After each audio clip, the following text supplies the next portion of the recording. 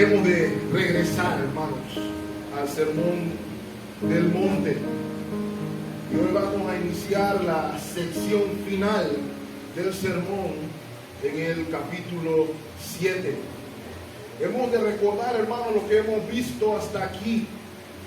El Señor nos está dando un perfil detallado, un perfil exacto de aquellos quienes por la fe son constituidos en ciudadanos del reino de los cielos. El Señor nos ha mostrado su carácter bendito que observamos en los primeros versos de la primera parte del capítulo 5. Disculpen, hermano.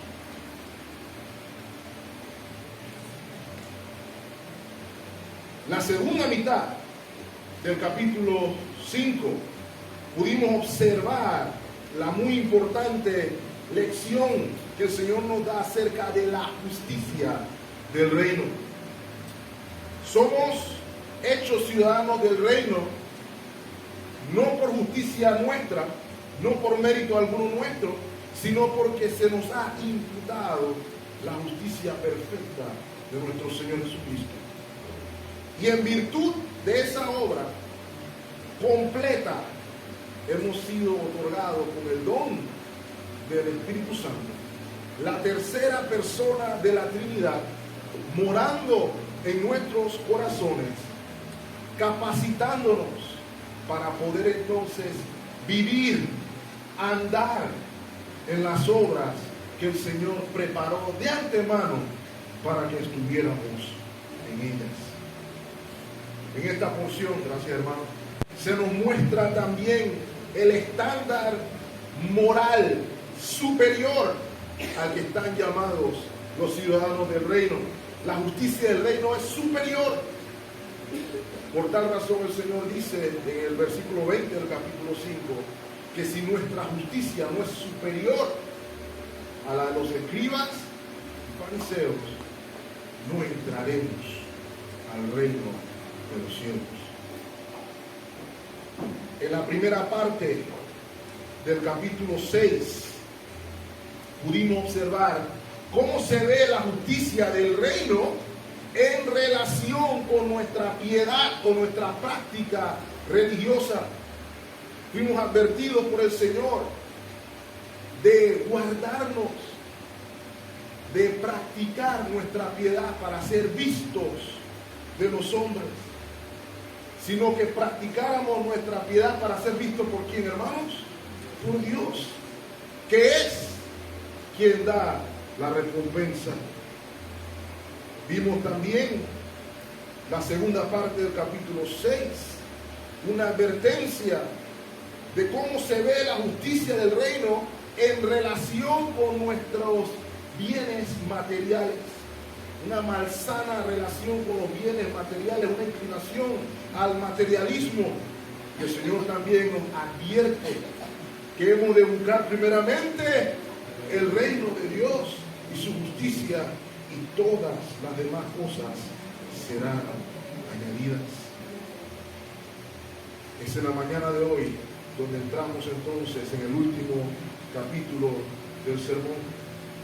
Y ahora vamos a ver cómo se ve, cómo se practica la justicia del reino ahora en relación con mis relaciones, valga la redundancia. Veremos la aplicación de la justicia del reino en las relaciones interpersonales de los que son ciudadanos del reino. De hecho, esa es nuestra tesis hoy. Nuestra tesis hoy es que el Señor enseña cómo los discípulos se relacionan entre sí al juzgar las carencias y los pecados de sus hermanos. Y es por eso que hemos titulado el mensaje de esta mañana, el juicio del discípulo. Hay tres cosas que quiero que observemos en la mañana de hoy, mis amados hermanos, con el favor de Dios. La primera es que hay un juicio a evitar. Hay un juicio que debemos evitar.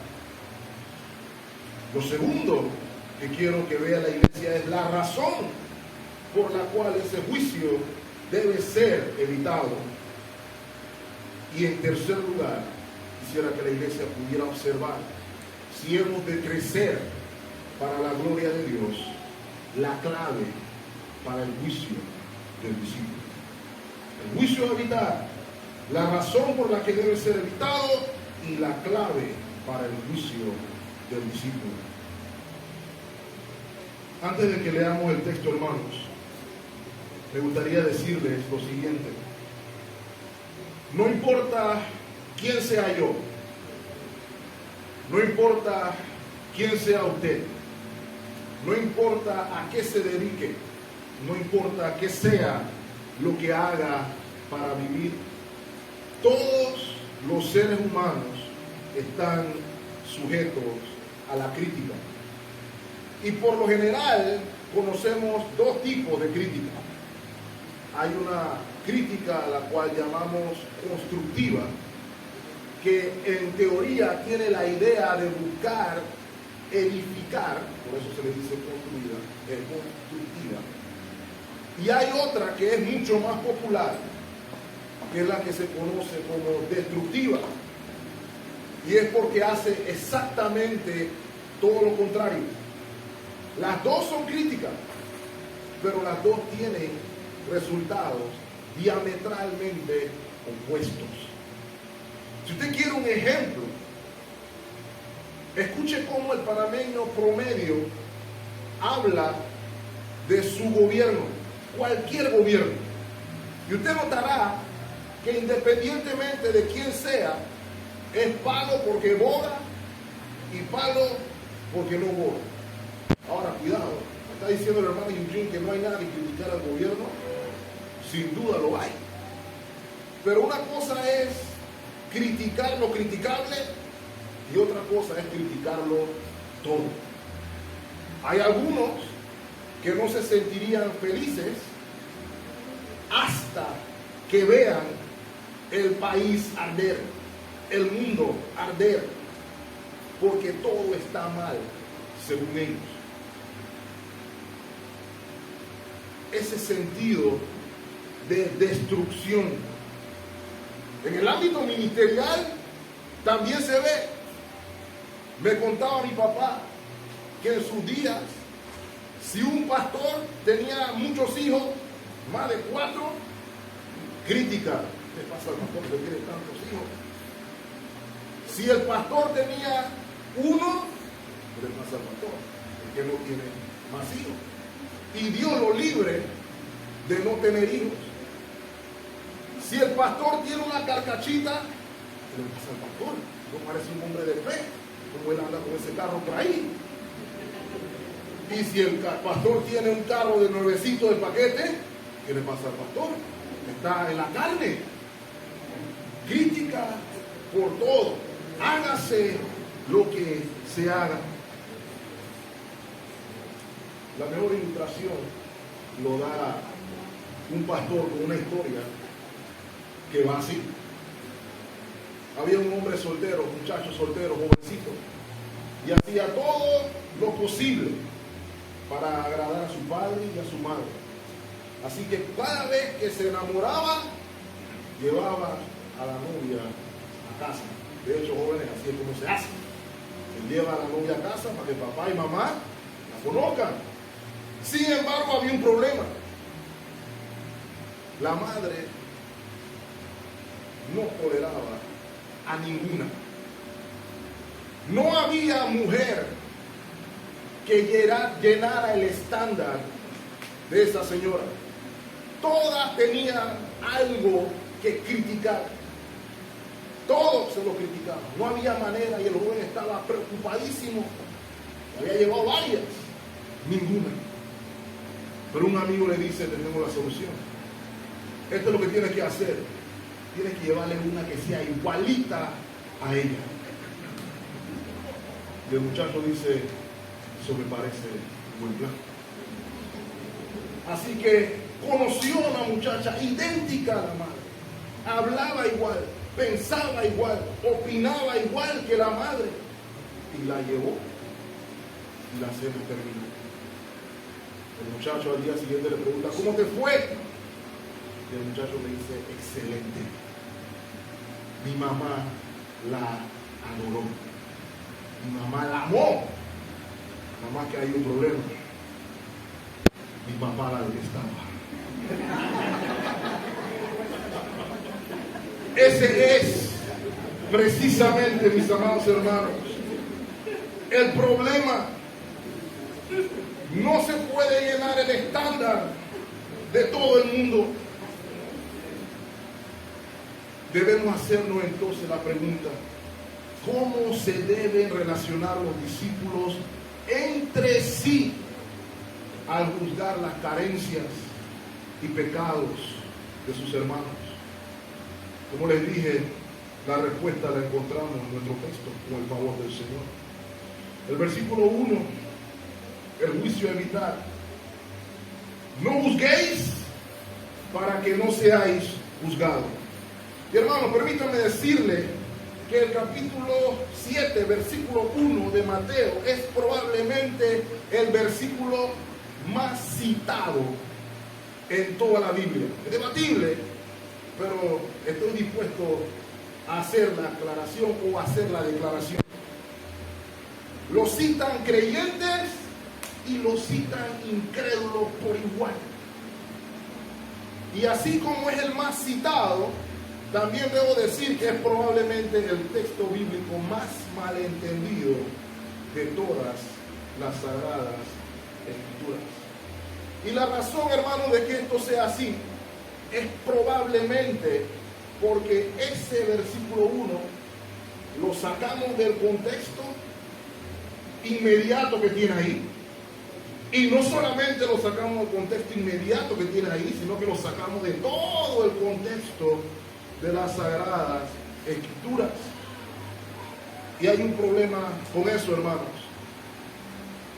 Nadie puede ser bien representado si es citado fuera de su contexto. La pregunta que debemos hacer para evitarnos ese problema es: ¿qué quiso decir el Señor cuando dijo no juzguéis para que no seáis juzgados? ¿Quiere decir el Señor que no debemos juzgar para que no recibamos juicio por parte de Dios? ¿Quiere decir el Señor que tenemos que abstenernos de hacer juicios morales de otras personas y de mis hermanos en la fe? Así comenzamos, así deberíamos preguntarnos. Y creemos sin lugar a duda que este mismo texto, hermano, que estamos leyendo, nos va a ayudar a responder estas preguntas. Y voy a usar el método que usó el Señor Jesús hasta aquí. Voy a decir qué no es, para entonces decir lo que es. Permítanme decirles primeramente, hermanos, cuál es el juicio que no debemos evitar.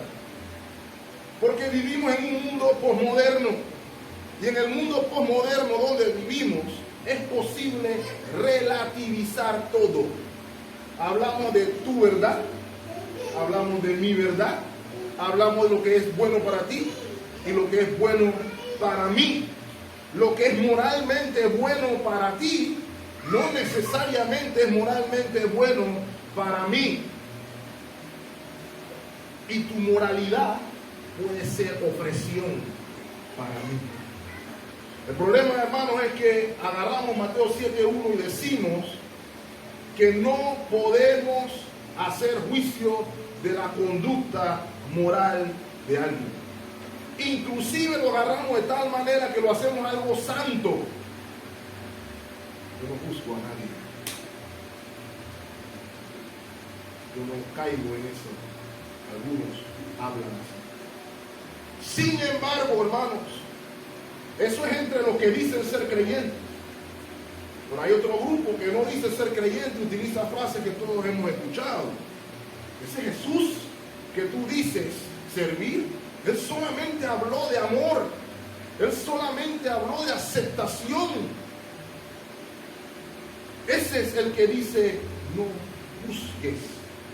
No juzgues mi estilo de vida. No juzgues mis decisiones. Es lo que tiende a decir también el otro grupo.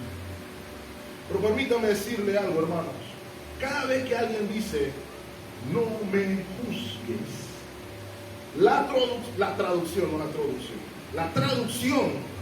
que quisiera hacerles ver es, déjame vivir mi vida y tú vive la tuya. Eso lo dicen tanto incrédulos como lo dicen también aquellos que dicen ser ciudadanos del reino. Pero no ha notado, hermano, que eso tiende a ser selectivo. Porque los que utilizan ese modus operandi, déjame vivir mi vida y yo te dejo vivir la tuya, por lo general aplica a conductas generalmente sexuales. El adúltero, el homosexual, el fornicario, dicen por lo general, déjame vivir mi vida, no me juzgues mi vida. Pero no aplica lo mismo con un homicida, por ejemplo. Nosotros no decimos, dejen vivir y deja matar. ¿Decimos eso? No. No aplica con el violador tampoco. No decimos, déjame vivir y yo te dejo violar. No decimos eso tampoco. No decimos con el ladrón tampoco. Dejen vivir y dejen robar. Nadie dice eso. En esos casos tiende a pedirse todo el peso de la ley. Todo el peso de la ley, mis amados hermanos. Y lo que quiero que entiendan es que es imposible, hermanos, vivir sin juzgar. Juzgar es tan necesario y tan común como el respirar. Ni siquiera nos damos cuenta. Usted toma sus decisiones en virtud de juicios morales. ¿Cómo decide con quién se va a casar? Entran en su lista de prospectos para el matrimonio violadores, pedófilos, asesinos, o usted hace juicio de valor y dice, yo no puedo casar con él, o yo no me puedo casar con ellos. Eso requiere un juicio moral. Si alguien entra aquí y le dice, te tengo un negocio millonario, firma aquí. Usted dice, ¿cómo no? Porque yo no juzgo. Aquí está mi cédula, mi número de seguro social. ¿Dónde firmo? ¿Hacemos eso? Todos hacemos juicios morales. De hecho, el texto nos lo ratifica, ¿cierto? Miren el versículo 6. Adelántense un momentito nada más. Miren el versículo 6. Dice, no deis lo santo a los perros, ni echéis vuestras perlas delante de los cerdos, no sea que los pisoteen y se vuelvan y os despedacen. ¿Por qué les pedí que lean este texto, hermano? Como pueden ver, aquí hay un grupo de personas a las que el Señor fuertemente se dirige a ellos y llama como perros y cerdos. El Señor manda a no darles lo santo. Solamente hay una manera que usted puede cumplir con ese mandamiento. Usted tiene que juzgar quién es perro y quién es cerdo para no darle lo santo. No hay otra manera de hacerlo. Otro ejemplo, hermano, aquí mismo en el texto, adelante es el versículo 15. Guardaos de quiénes, de los falsos profetas que vienen a vosotros con vestidos de ovejas, pero por dentro son. ¿Saben qué hay que hacer para guardarse de los falsos profetas? Un juicio de moral. Si no hago un juicio de moral y no veo los frutos, que es lo que el Señor está diciendo ahí, que por sus frutos los conoceréis, no puedo saber quién es un falso profeta y quién No. Y hermanos, esto es solamente en el contexto del pasaje.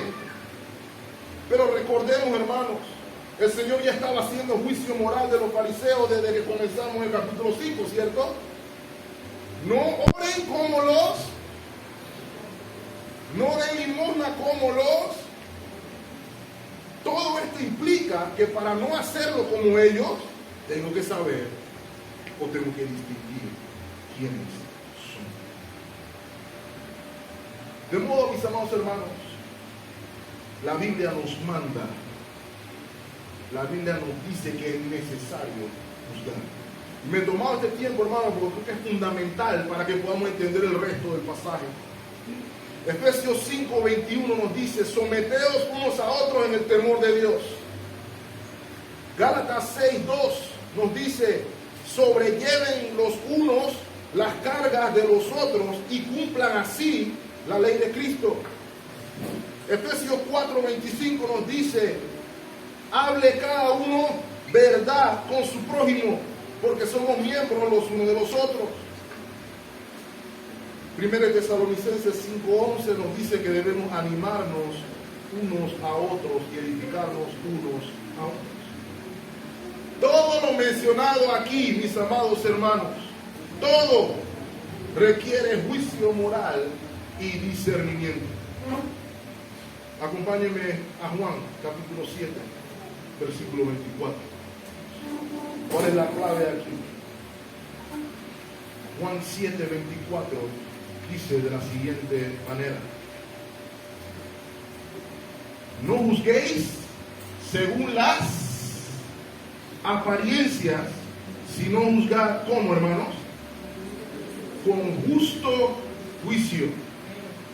Nosotros no podemos juzgar el corazón de nadie. Solo lo que podemos juzgar es su conducta, en virtud de un juicio justo. Ahora, hermano, mi pregunta es: ¿de dónde procede el justo juicio? Creo que es importante mencionarlo antes siquiera de avanzar. ¿Quién define qué es juicio justo y quién no? ¿Quién decide que un juicio moral es correcto y quién no? ¿Lo hacen los noticieros? ¿Recuerdan el caso hace poquito? Un señor manejando un busito se puso mal, paró el busito, bajó a los niños. ¿Cómo lo hicieron ver los medios? El señor estaba borracho, ebrio. Y los mensajes condenadores que usted veía si sigue en redes sociales.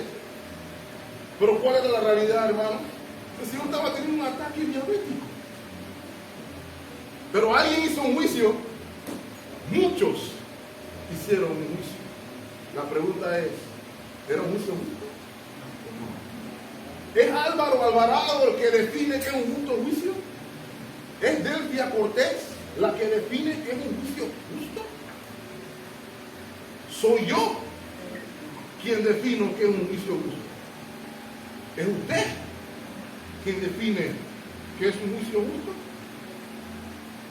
Permítame decirle, hermanos, que el justo juicio no lo hace nuestra opinión. De hecho, Proverbios 3:7 nos recuerda: no seas sabio en tu propia opinión, teme a Jehová y apártate del mal. El justo juicio procede de Dios. El justo juicio radica en la palabra de Dios. Y es por eso el creyente puede citar salmos como el Salmo 119:105: lámpara es a mis pies tu palabra y lumbrera a mi camino. Dice el Salmo 19:7: la ley de Jehová es perfecta, que convierte el alma. El testimonio de Jehová es fiel, que hace sabio al sencillo. Salmo 19:9, perdón. Note la palabra que dice aquí: el temor de Jehová es limpio, que permanece para siempre. ¿Cómo son los juicios del Señor según el Salmo? Son verdad y son todos justos. Entonces, si usted quiere juzgar justamente, juzgue conforme a la palabra de Dios. decir que yo no juzgo le ha hecho mucho daño a la iglesia. ¿Sabe por qué? Porque no se lidia con el pecado. Así es sencillo. Mi pregunta para ustedes, hermanos, para la reflexión.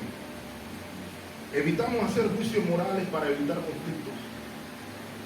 Nos hacemos de la vista gorda ante el pecado para llevar la fiesta en paz. ¿Es la palabra de Dios la referencia de justicia para mí? Hemos de reflexionar. Pero entonces, hermanos, si el Señor no prohíbe en las Escrituras hacer juicio moral, ¿qué es lo que nos está diciendo el Señor aquí al decirnos no juzguen? Porque el Señor lo está diciendo, no juzguen. ¿Pero en qué sentido es? Ahora quiero que sepan, hermanos, el Señor se está refiriendo a la actividad de juzgar en sí, sino que se está refiriendo a la actitud al juzgar. Se está refiriendo a la actitud hipócrita en el juicio. Cuando escuchamos la palabra juicio, automáticamente nuestros cerebros piensan, ¿quién eres tú para juzgarme a mí? ¿Quién te crees tú para juzgarme a mí? Y los que lo dicen en parte tienen razón, porque la mayoría de la crítica es crítica hipócrita. Pero el Señor está hablando que los ciudadanos del reino tienen una justicia superior.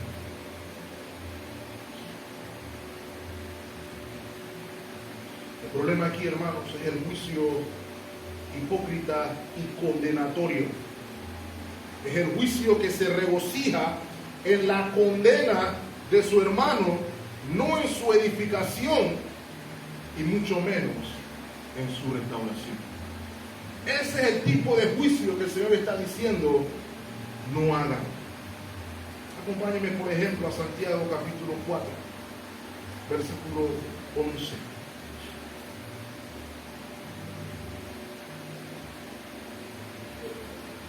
Santiago 4:11. Dice, hermanos, no murmuréis los unos de los otros. El que murmura del hermano y ¿qué hace? ¿Qué es lo que está haciendo? Murmura de la ley y juzga a la ley. Pero si tú juzgas a la ley, no eres hacedor de la ley, sino que te conviertes en ¿qué cosa? Juez de la ley. Aquí la palabra clave, hermano, es el que murmura. El que murmura aquí se está poniendo por encima de la ley. Y se está poniendo en una posición que no le compete. Escuche cómo lo dice el apóstol Pablo, por ejemplo, Romanos 14, léalo conmigo. Romanos 14, versículo 3, dice, el que come, no menosprecie al que no come, y el que no come, no juzgue al que come. ¿Por qué? Porque Dios le ha recibido. ¿Saben cuál era el contexto aquí? Había disputa porque algunos decían que ciertos alimentos no debían ser comidos por creyentes y otros decían que sí. Ambos creyentes, uno comía y el otro no. Pero uno decía que porque no comía como yo, ese no es. ¿Dónde estaba pasando eso también? En Gálatas. ¿Lo recuerdan? Pablo tuvo que reprender a la iglesia qué fue lo que les pasó. Porque algunos estaban diciendo que si no te circuncidabas, por más que tú hayas hecho todo lo que tenías que hacer de creer en Cristo, no eres salvo. Eso es lo que estaban diciendo. Declarando en juicio, tú no eres salvo si no haces lo que yo hago. Miren lo que sigue diciendo Romanos 14, 4.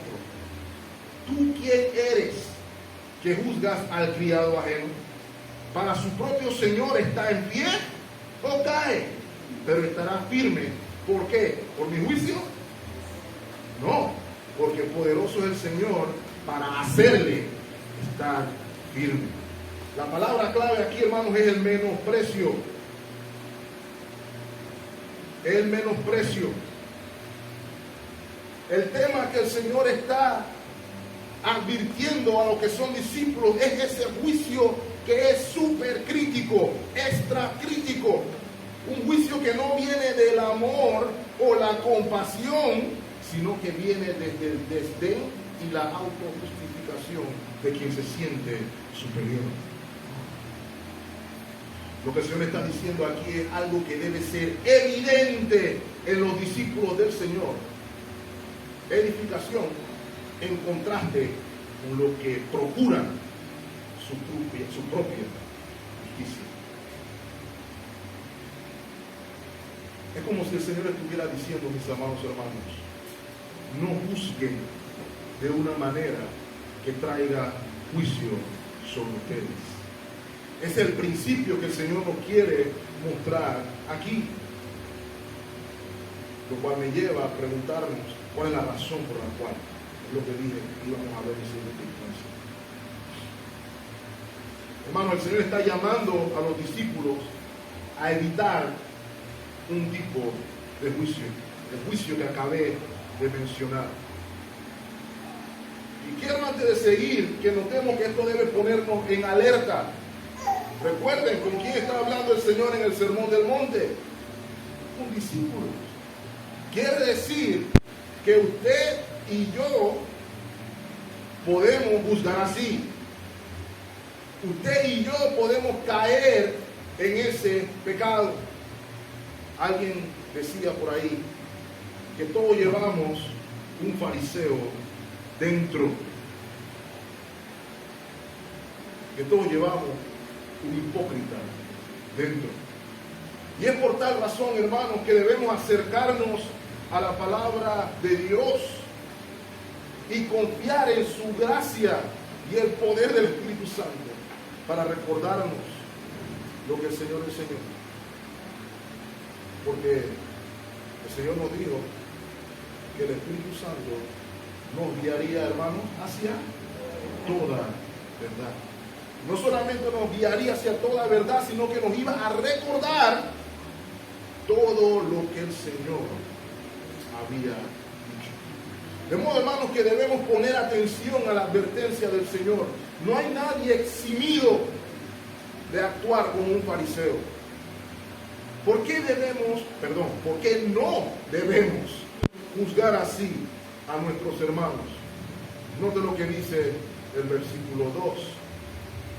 Porque con el juicio con que juzgáis, seréis juzgados, y con la medida que medís, os será medido.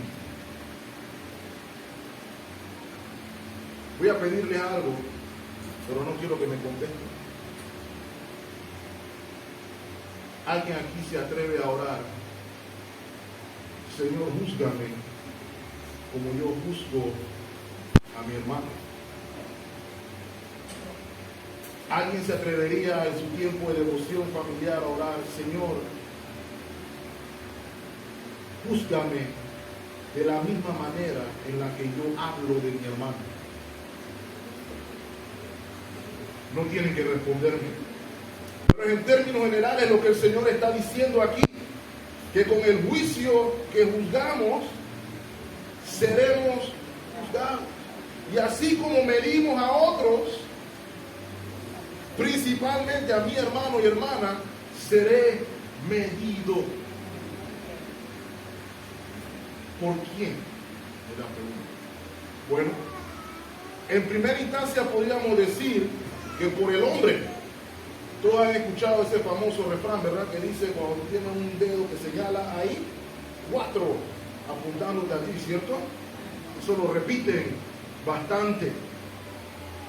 Todos hemos podido escuchar el juicio condenatorio de aquellos que ven la iglesia de fuera y dicen, ¿y eso que dice que es cristiano?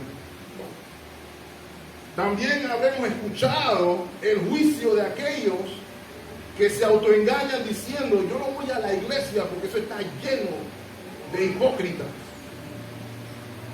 Tiene razón.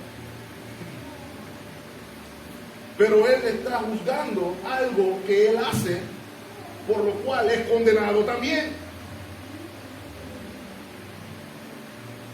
Pero permítame decir, hermano, ojalá fuera ese nada más el juicio. Ese no sería problema para mí. Mi hermano decía que cuando alguien hablaba mal de nosotros, ¿qué había que hacer? Y no era lo mismo. Pero ¿saben qué, hermanos? Hay un juicio que sí debe preocuparnos.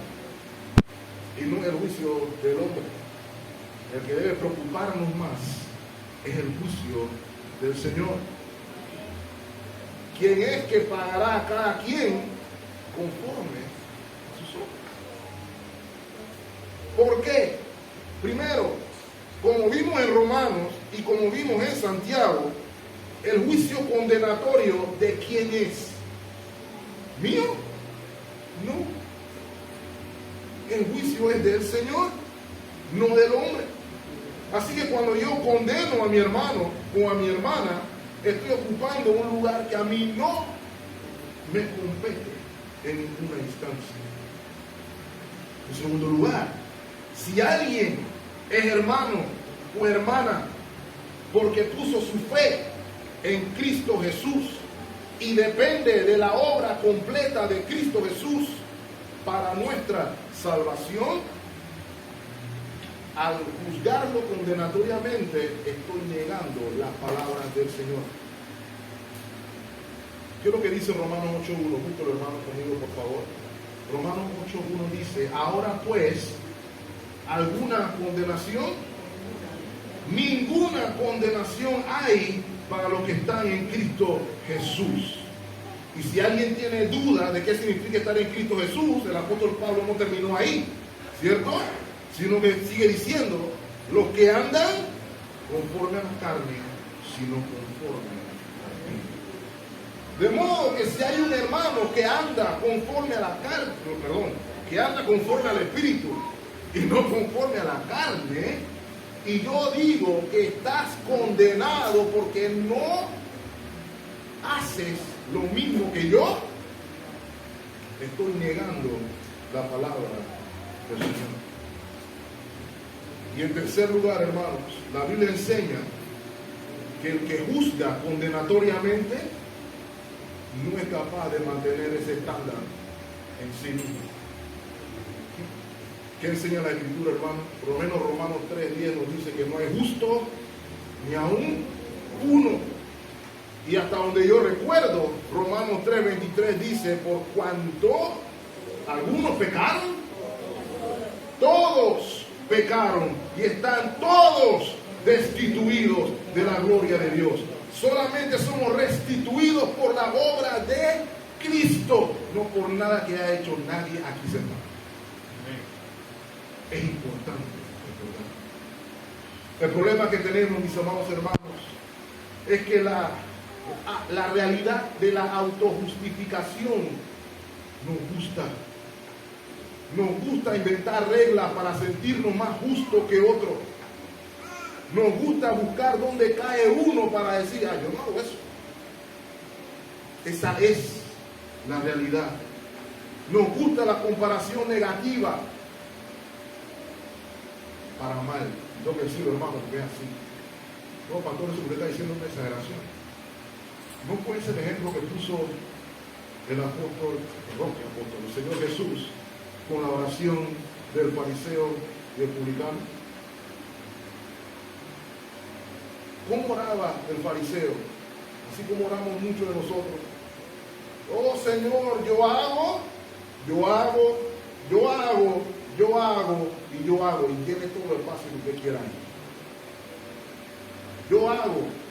Y no soy como ese que no hace. Yo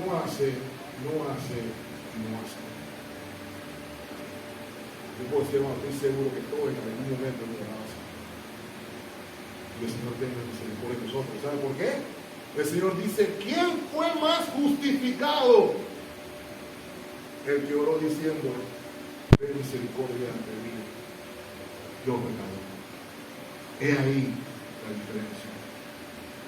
¿Recuerdan a los amigos de Daniel que inventaron una ley para verlo caer? Y cuando inventaron la ley, lo primero que hicieron fue ponerse a buscar. Él va a caer en cualquier momento. Cuando caiga, lo vamos a agarrar. Pero lo querían agarrar para ayudarlo a ser un mejor ciudadano del imperio. No. Lo querían ver destruido. Y algunos de nosotros andamos buscando para ver en qué veo que el hermano ojea para agarrarlo.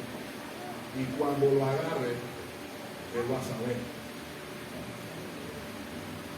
Duele decirlo, pero es así.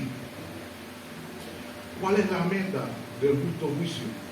Para que estemos claros, hermano, la meta del justo juicio es el amor, la compasión y ganarse un hermano.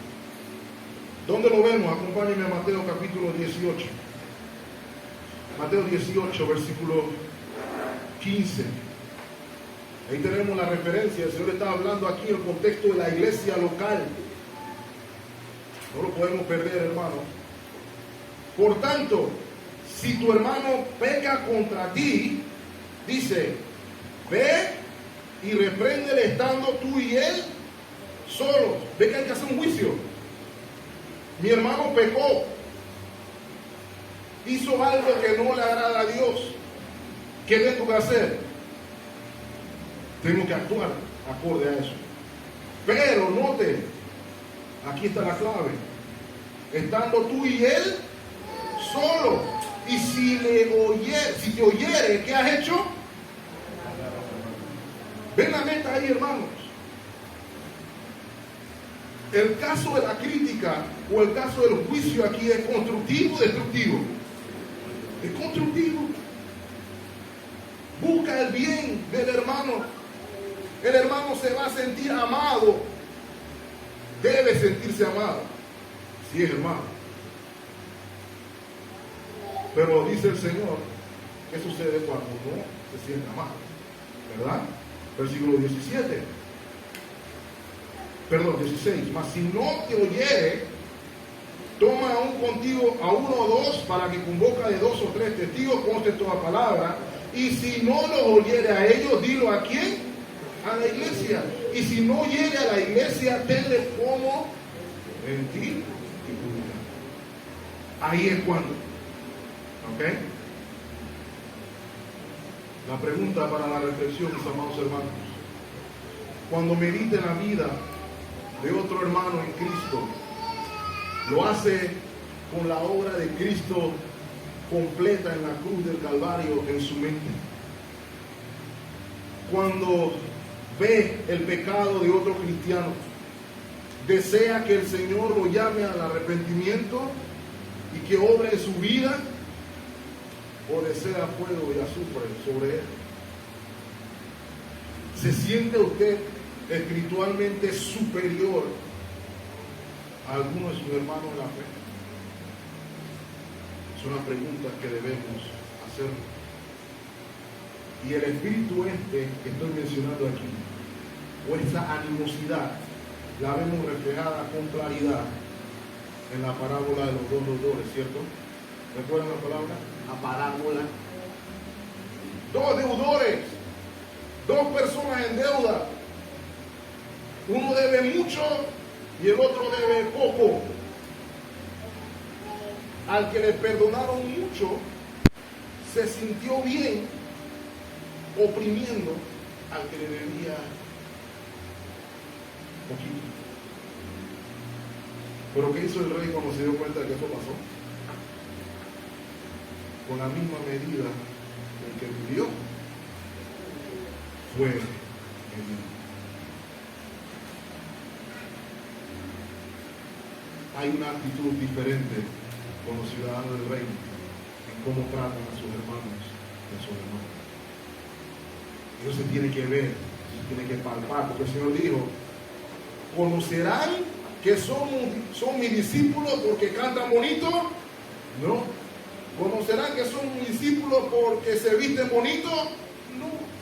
Conocerán que son mis discípulos por el amor que tienen los unos con los otros. Mi tercer punto, hermano, para cerrar entonces, de cómo hacemos. ¿Cuál es la clave para el juicio del discípulo? Permítame decirle, hermano, que el Señor nos muestra a partir del versículo 3 el problema junto con la clave para no ser un hipócrita. Quiero que entendamos, hermanos, ese es el sentido que hemos visto a lo largo del Sermón del Monte. El problema es la actitud del corazón. El hipócrita es aquel que dice algo y actúa de la manera opuesta a lo que dice. Está haciendo una actuación. Note lo que dice el versículo 3 de nuestro texto.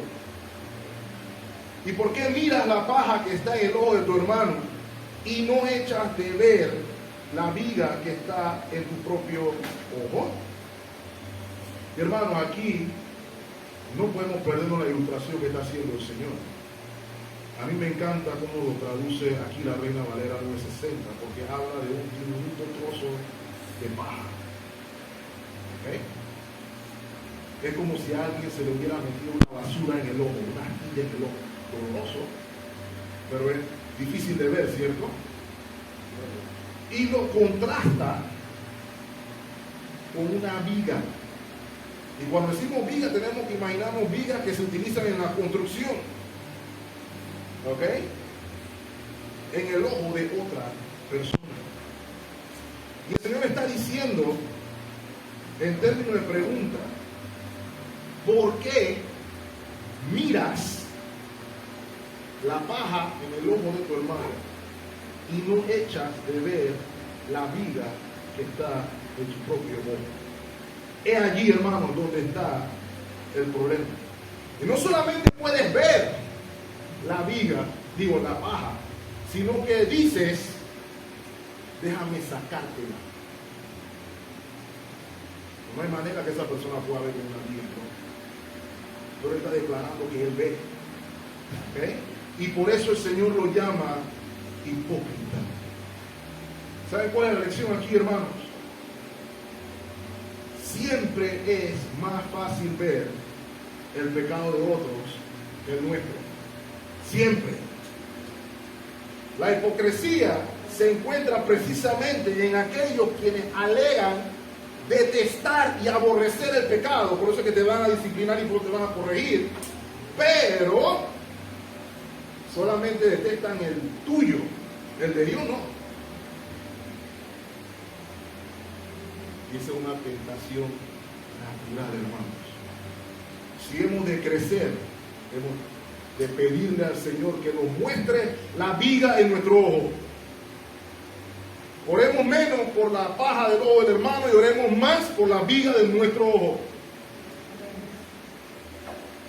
Si es que vamos a crecer como iglesia, hermanos. ¿Quiere que le dé un ejemplo bíblico? Había un rey que tomó a la mujer de su prójimo y mató al esposo de la mujer. Lo hizo. Y él estaba, mientras lo hizo, bendecido y en victoria, como muchos de nosotros hacemos, ¿no? Bendecido y en victoria. Oh, rey, ¿cómo está usted hoy? El Señor está conmigo, vayan a la guerra. La paz de Dios con ustedes. Hasta que el hombre de Dios llega a su casa y le cuenta una historia. Y cuando el rey escucha la historia dice, ¿cómo va a ser que eso sucedió? ¿Quién fue el que hizo eso? Ese hombre merece la muerte. Ya iba a decir que lo trajera para ejecutarlo, ¿cierto? Ahí está el punto, hermano. El pecado de otro es más fácil verlo. Probablemente usted y yo estuviéramos sudando frío cuando estamos escuchando la historia, pero David no estaba ni por ahí.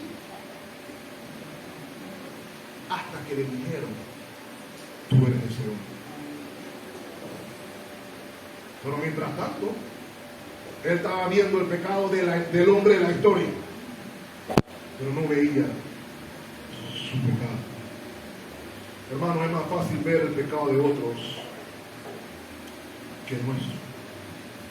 Escuche la frase del pastor puritano John Flavel. Es más fácil declamar como lo haría un orador en contra de miles de pecados en los demás que mortificar un solo pecado. Como cristianos, en nosotros es más fácil ser más productivos en nuestros púlpitos, hablando de los líderes espirituales, que en nuestras recámaras. Predicar 20 sermones a nuestra gente que uno dirigido a nuestro propio corazón. Ese es el problema que está diciendo el Señor aquí. Ese es el juicio que el Señor está diciendo que no hagamos. Pero el Señor también nos está dando la solución, ¿cierto?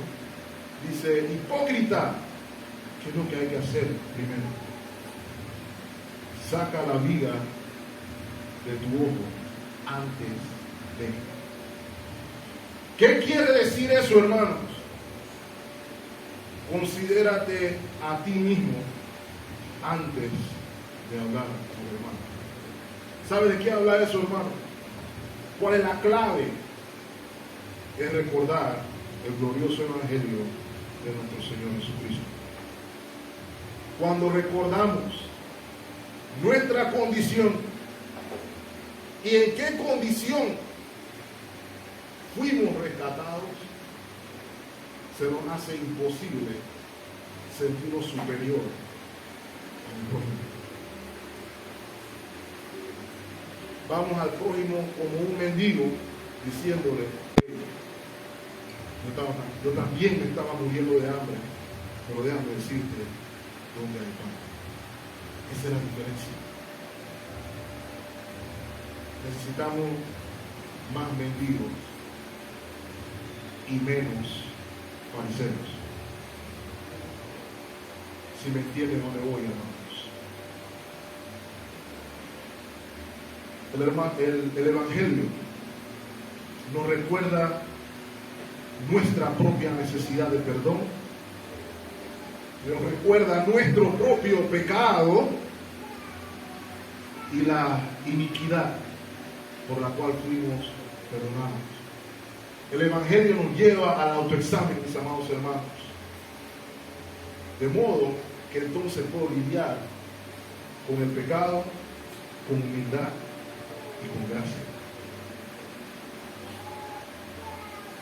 Cuando vemos, hermanos, también el pecado en nuestras vidas y en la vida de los demás y la contrastamos con la gloria del Evangelio y el alcance de la gracia de Dios, entonces podemos llamar a los pecadores al arrepentimiento.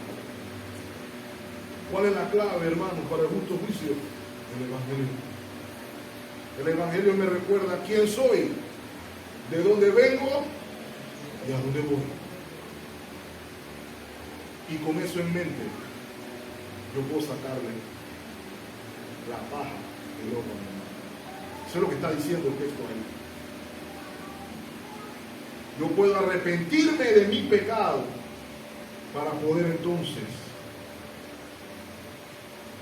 hablarle a mi hermano de su pecado. Pero no, hermano, la solución nunca es no hablemos de pecado. El problema que tenemos en muchas de nuestras iglesias es que debido al temor de la crítica destructiva y al juicio que el Señor muestra aquí, ¿saben qué hace la gente? No confiesa su pecado. Tiene miedo de salir al frente a veces, porque si los hermanos se enteran, me van a destruir.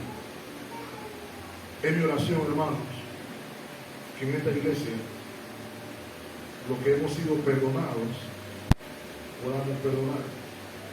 Los que hemos sido receptores de misericordia, podamos dar misericordia.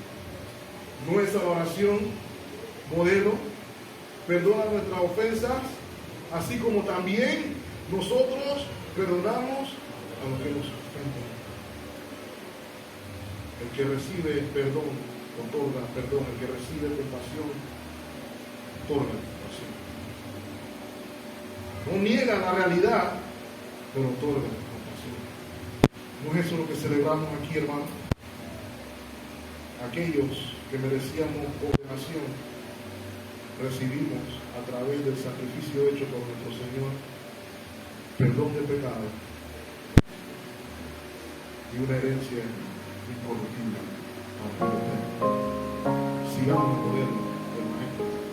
Y así como el Maestro lo trató a usted, trate a su hermano y a su hermana en Cristo.